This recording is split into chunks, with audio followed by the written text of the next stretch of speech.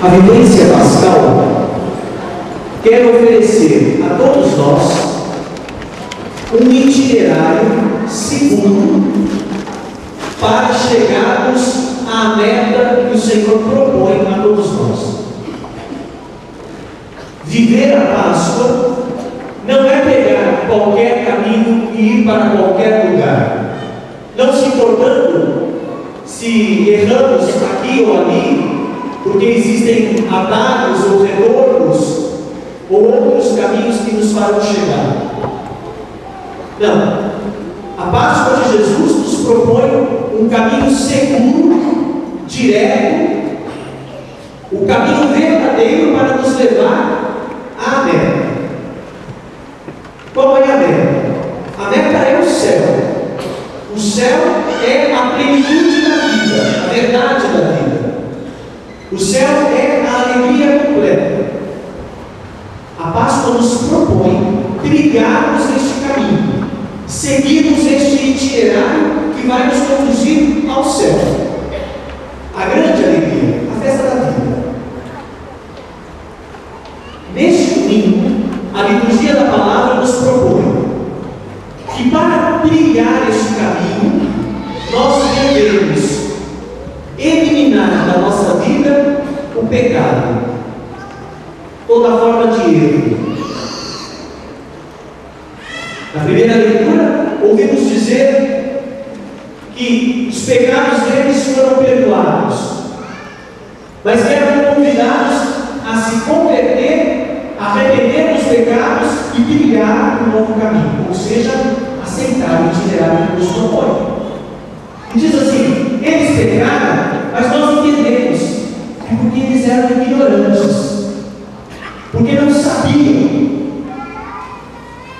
A ignorância produz o pecado. Nós, porém, não somos ignorantes. Há alguém ignorante na igreja? Nós não somos ignorantes. Nós conhecemos a Deus. Nós conhecemos o mistério de Deus. Nós conhecemos o caminho. Ele já nos foi traçado por Jesus o Cristo. Portanto, nós não podemos alegar ignorância. O convite hoje é para deixarmos de fora da nossa vida o pecado. Nós não somos filhos do pecado e do erro. Nós somos filhos da santidade. Pelo batismo nós fomos inseridos em Jesus Cristo. E Jesus Cristo é santo. Nós fomos inseridos na santidade dele para santos chegarmos ao céu. Portanto, a proposta que vai associada ao não pecar é a proposta da santidade. É preciso buscar a santidade. A vocação comum de todo batizado, ou seja, de todo aquele que foi inserido no Cristo Santo, é ser santo. Este é o caminho que nós buscamos. A santidade não é algo proposto outrora e nem é algo proposto a alguns escolhidos. Não pecar não é algo impossível. E é isso que hoje eu queria convidar a cada um de nós para que pensássemos seriamente. Nós vivemos num mundo que acolheu a experiência do pecado como uma experiência comum. Pecado é comum, todo mundo peca. E nós vamos engolindo isso como se fosse uma máxima necessária para viver. Os nossos irmãos do passado traziam a marca do pecado de Adão.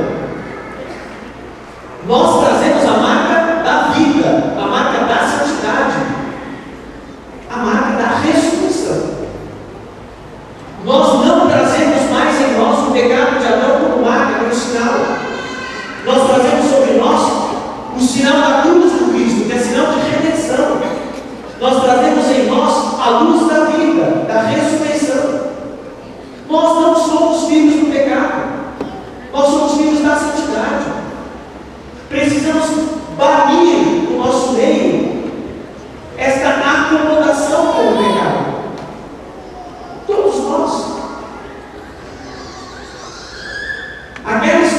chegar no confessionário e dizer, dá minha voz mesmo porque eu peguei. Eu tenho 2 anos, mas eu não tenho tanto, eu confesso. Deus tem a missão. Eles pecaram isso que todo mundo faz, né? Chega, basta. Não tem pecadinho que todo mundo faz. O pecado não é para nós. Padre, pega as coisas, não.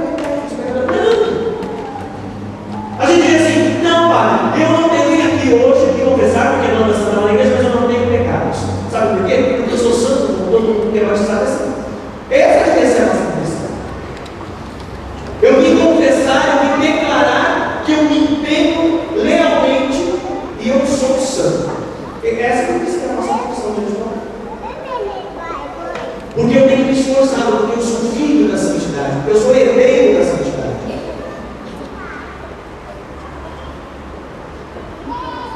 Nós precisamos propor ao mundo uma santidade atual.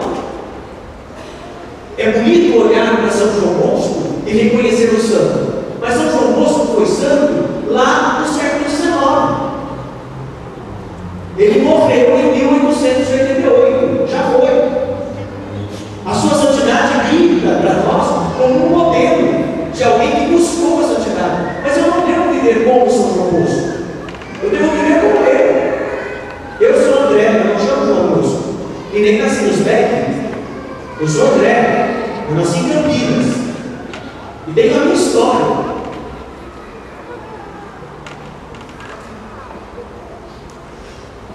Precisamos propor a santidade a partir da nossa história. Precisamos banir o pecado na nossa vida a partir da nossa experiência. O meu pecado não é o seu pecado. E eu luto contra o meu e você não. Isso é. Ser santo é possível. Infelizmente, a geografia ou a geologia, o estudo da vida dos santos ou as biografias dos santos, nos apresentam os santos sempre a partir das coisas esquisitas. Infelizmente, isso foi uma tradição de um tempo da igreja. Mas nós precisamos começar a ver a vida dos santos como gente como a gente. Ontem, hoje, nas missas que celebrei, eu quis propor a imagem de São Domingo Sávio. São Domingo Sávio era um garoto do oratório de Dom Bosco. Um garoto normal. Um garoto normal. Não era um panaca, não era um bobo, não era um nerd, como diz hoje o molecada. São Domingo Sávio era o líder da turma. Os depoimentos dos colegas de Domingo Sávio, no processo de canonização, diziam que ele era o líder da turma. Era ele que ia na frente, era ele que dividia os times, era ele que coordenava as brincadeiras de jogos, era ele que dava a palavra, era ele que coordenava tudo. Ele era o cara, no bom sentido da palavra. Ele não era um nerd. Hoje, infelizmente, a gente entra ali na sala fora, acho que tiraram a imagem do Domingo Sávio da forma. Mas a gente colocou a imagem do Domingo Sávio. Uma cruzinha na mão assim, né? Quem é que quer ser santo assim? Não ajuda. Nós não pensamos a santidade como algo atraente, como algo gostoso. Ser santo é bom. Se nós lermos a história da vida de São Domingo Sávio, nós vamos entender que ele era um jovem normal, um jovem legal. E é aí que nós temos que ser santos. Temos que ser santos nos jogos, no esporte, na escola, em casa, na família, com a esposa, com o namorado, com a noiva. Aí eu posso pegar.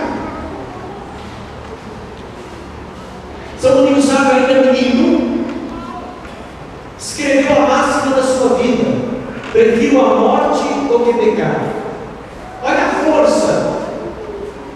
força de fé desse menino. Prefiro a morte do que pecar. Por quê? Porque ele entendeu a força da ressurreição. Porque o pecado não faz parte da nossa vida. Nós não precisamos pecar. Nós não precisamos pecar. Nós somos filhos da ressurreição. Nós somos filhos da santidade. Eu tenho repetir isso 1000 vezes, até que isso entre na minha cabeça e na cabeça de todos nós. Até que nós aceitemos que é possível sermos santos, todos nós. Que é possível deixar de lado o pecado em nossas vidas, todos nós. Que é possível sermos melhores. O itinerário pascal nos convida hoje a parar de pecar. A gente devia ter combinado para cantar, né? Vamos parar, vamos parar, vamos parar, vamos parar,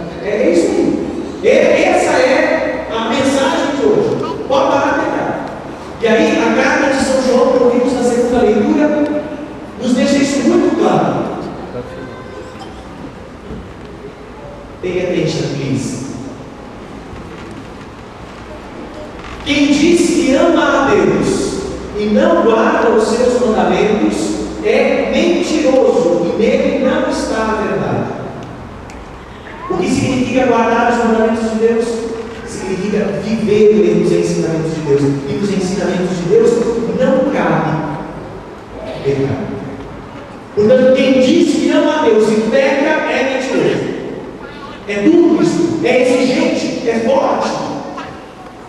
Amar a Deus nos coloca em uma posição de banir na nossa vida o pecado. É exigente. É exigente. É um compromisso forte, mas é um compromisso que precisa estar claro na nossa opção de fé. Não para nos desanimar, mas para nos instigar, para nos animar, para nos fazer pensar melhor e mudarmos mais. O nosso projeto de vida é santidade.